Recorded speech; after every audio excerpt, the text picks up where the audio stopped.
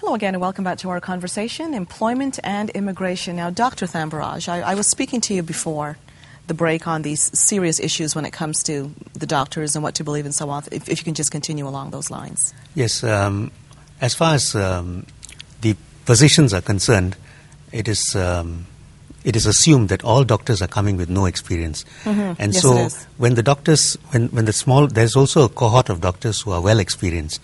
And that's where I think you see this protectionist mentality coming in. Because, for example, when I went for interview for a practice-ready assessment, it was acknowledged that I was well experienced. Mm-hmm. It was acknowledged that I was a very mature surgeon. My clinical skills were not in question.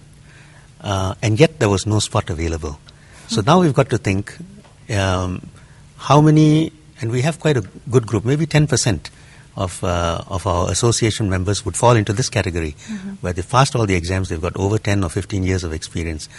And there's no stream for them. And that's where I think they are finding this gate.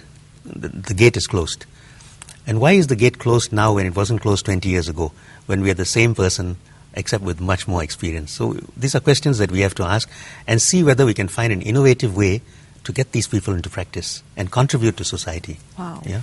I think what we're going to have to do in this country is we're going to have to come to terms that not all graduates are created equal. Mm-hmm. Not all foreign-trained doctors or foreign-trained engineers or any other profession are created equal, and that we're going to have to start making differences. And that's always considered to be somehow un-Canadian.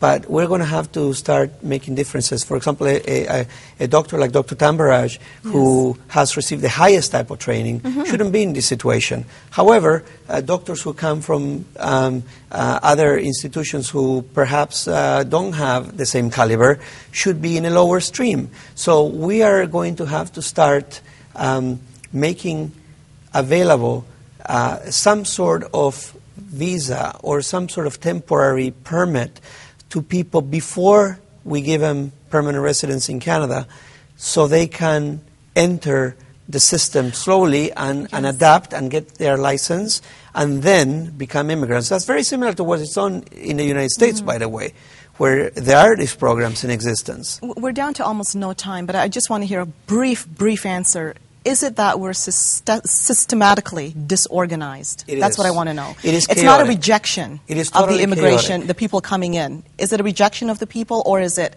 disorganization? It's just too complex a problem with too many players. And that's why they can't get their act together. Credential accreditation is one of the single most complex issues facing not only immigration, but also interprovincial mobility. To move from province to province is a problem. Mm-hmm. Yes, I agree. It's just, there are just too many stakeholders involved, and when you try to get accountability from one, they pass the buck to the next, and that's where our association finds ourselves in. Well, leadership from the top is what we need. Well, we're counting on the two of you. The two of you are major players in the system, so I'm looking forward to having you guys back in the next little while. Thank you both so much for joining me today. Thank you, Christine. Thank you. And that's it for today. See you again on our next show. I'm Christine Williams, and from all of us, thank you for watching.